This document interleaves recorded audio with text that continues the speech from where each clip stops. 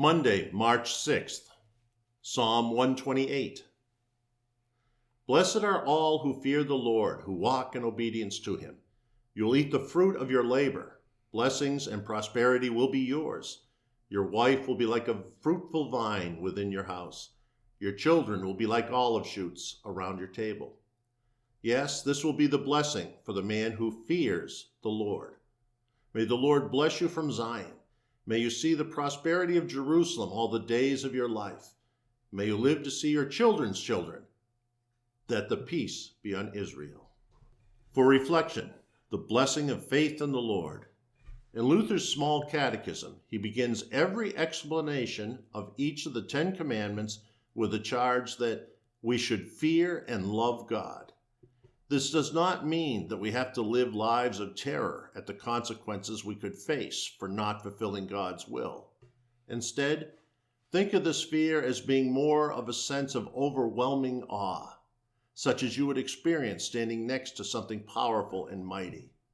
Hearing and feeling the rumbling of a train as it passes by, shaking the very ground around it. Standing at the railing by Niagara Falls as the constant roar of the unstoppable cascade of water fills the air with sound and mist.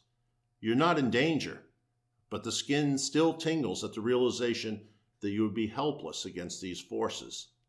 This is the fear of which Luther spoke, and the same fear that the author of this psalm brings to mind. Perhaps a modern way to replace the phrase the opening would be, "Blessed are all who stand in awe and helplessness before the power and wisdom of the Lord."